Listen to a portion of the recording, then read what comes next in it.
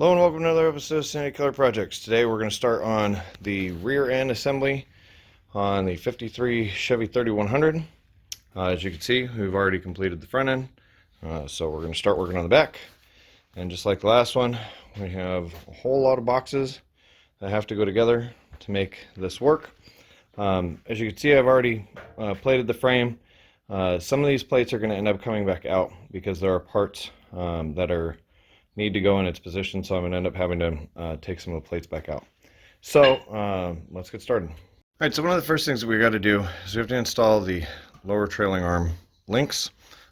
This is the bracket for that, and as you can see, it doesn't quite line up with anything, and the holes don't quite fit. They would, but the e-brake bracket for the cable's in the way, and the running board's in the way. I really don't want to trim that back because that will weaken my bracket for the cable, and I don't want to trim that because the running board mount is important for strength on the running board. So what I'm going to end up doing with these little brackets is I'm going to end up shaving a little bit off of each side to make it fit right up on those holes where it's supposed to mount. For point of reference, the two brackets are sitting on top of each other, and I've shaved off basically an 1/8 inch on either side, and now the bracket does fit. At this point, the lower brackets are in, they're just sitting there loosely. I also need to take this guy and put it into this space. It's going to end up using the last hole back there that mounts the lower bracket. It looks as though some of my frame plating is going to end up having to come off.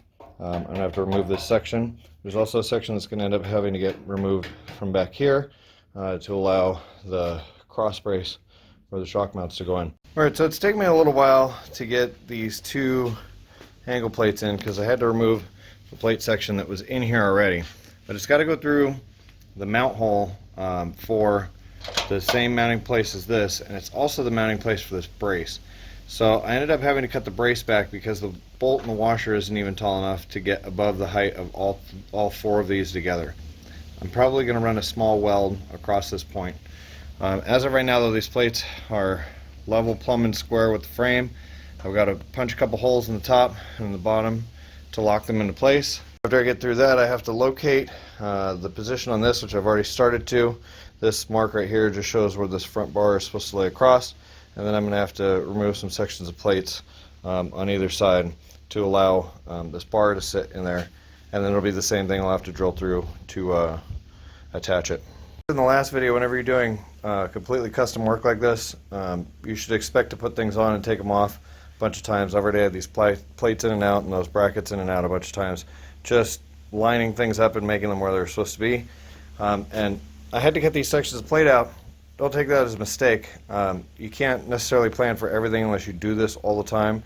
So I just planned for plates all the way through. I didn't necessarily realize I was going to have to cut in to all these to make them work. Doesn't hurt anything though, just as long as I go through this slowly and make everything look clean. Once it's done, it'll look fine. So I have these plates in and mounted down and set to the torques for the bolts, which they say is 30 foot-pounds. The next thing I had to do is go 32 inches from that mount down there and make a space for the rear shock mount bar that goes across both sides. So at this point I've gotten the plates removed. Now I've got to fit it into the hole and get it parallel on either side, and then drill a couple holes to anchor it and then torque those down. Alright, so I have the cross mount bar set in place with all the bolts in, but the bolts are still loose. To get it into this point, it's kind of a lot of work, and as you can see, like, I've got a little bit of clearance on this side of the plate, but on the other side I'm tight. It's just the way I ended up having to get the plates out and where everything ended up lining up. I needed to be 32 inches to the front edge of this bar to the bottom mount down here. That 32-inch mark came right on the back side of the hoop for where the axle is going to sit. With it being in that position, this is where it ended up lining up, even though I made marks and set everything. It's just where the plates ended up lining up. So with that, I drilled both the top and the bottom And because of the fact that I had already plated everything ahead of time, I had to get this to come in at an angle. Trying to get it to come in at an angle wouldn't have worked unless I clearanced this plate. All right, so here's where we're at this point. I've got all the trailing arms and shocks mocked up. I've tightened down the 4 bolts on each side that hold this in. These got to get torqued down to 30 foot-pounds, same as these ones over here. Upper and lower trailing arms are in place. Shocks are in. Everything is just on. I'm just mocking everything up. I've got to put the rear end together. Third member's in this box. Axles are in there. So I'm getting ready to install the third member. The first step that had to happen was getting these bolts in, and this was no short feat. I don't have whatever tools shops normally have to install these bolts. Normally, any rear end I've ever gotten has come with the studs already in it. I had to draw the studs into it. So because of that, I came up with all sorts of different ways to try and make things work. What seemed to work the best was on the bolts themselves. They have a little bit of a knurled section up towards the top. Now these are the Speedway bolts. The bolts that came with the Curry setup had a much mellower knurl, but in the process of drawing one of them up before I did what I did, I ended up destroying one of them, so I ended up having to use one of the Speedway ones. So what I did was grind down this knurl just a little bit to flatten it out, not to make it completely go away, just to make it to where it's not so aggressive. Then put a stack of washers and a bolt. I also lubricated it with a little bit of WD-40 to get it to draw up through the hole until it's seated all the way tight against the back of the housing. Okay, so I'm getting ready to put the third member into the rear end. I've got everything set in an order where it's oriented in the direction it would be as it goes into the car. This is a Ford 9-inch rear end. This is a 350 rear gear set posi, and those are Curry rear axles. Also, all the hardware for the axles is sitting up here. This gasket is not set yet. I'm going to do that in a minute once I get to that. And also another thing I haven't shown you is the boxes for the brakes that just came in. Another thing too is they say men don't like instructions. I absolutely love instructions. I use the instructions to reinforce what I already know, not because I don't know how to do this, but more so that I make sure I do it the way I think it should go in. And sometimes in the instructions they have little tips to help you do things that might be different than the way you'd normally do them and make them easier to go in. All right, so the third member's in. Next thing we're going to do is start installing the axles and the brake setups. The next thing we have to do is start prepping these Curry axles to go into the axle housing. This is the driver's side one. If you see, there's 2 different settings on this. One is for 5 on 4.5, and one's for 5 on 4 3/4. So one way to figure that out is to take the axle and pick a set of holes, either the right set or the left set, and then take a tape measure and measure across 2 studs, skipping the top stud. So when you do that, it gives you a number showing you roughly where it's sitting. That means this set, the right set, is going to be the set that's 5 on 4 3/4. Also, with this Curry set, they sent me 2 different types of studs to put into it. This black set seems to match the front set, so we're going to end up using these heavier duty racing studs. I'd much rather use them, but this is already what's set up on the other setup. It's been a few days since the last clip, and the reason for that is I thought I could work my magic and get the bearings to seat onto the shafts, and it didn't. So I ended up ordering a little cheapy press, which is this guy right here. So this little cheapy press that I ordered, it started to drive them down, and then amazingly, because it's a cheap press, the plates actually bowed. So I had to take the shafts to a place where I know there's a press available. Now the bearings are seated onto the shafts properly. We can start installing them into the rear end housing. We're going to start with the passenger side one first, because that's how their instructions say we should. Also, if you're noticing any difference in video quality or sound levels, that's because I've actually upgraded my camera, so the sound and the image quality may be a little bit different from this point on. Alright, so as you can see, I have the passenger side axle shaft in place. I'm going to explain to you how I did this. I took a block of wood to prop up the end so I could drop the shaft into it, which is what I'm going to do on the side that I'm preparing for. Then it'll allow you to get it close. You take the spline end of the shaft and lift it so that it lines up with the spline shaft on this side. You wiggle the end of this around a little bit until you get it to line up with the spline shaft. The seal will come about a ½ an inch from being all the way set. Before you set your bolts in place, you need to make sure that it's seated all the way, so you can either use a rubber mallet. In this case, I used a block of wood and a hammer, tapped it a few times to make sure that the bearing set all the way down into the position where it needs to be. Then tighten these down in a cross pattern. There is a torque setting. I think it's either 35 or 40 pounds, but at this point I'm not going to torque this down because I still have to take it back apart and put the brake assemblies on it.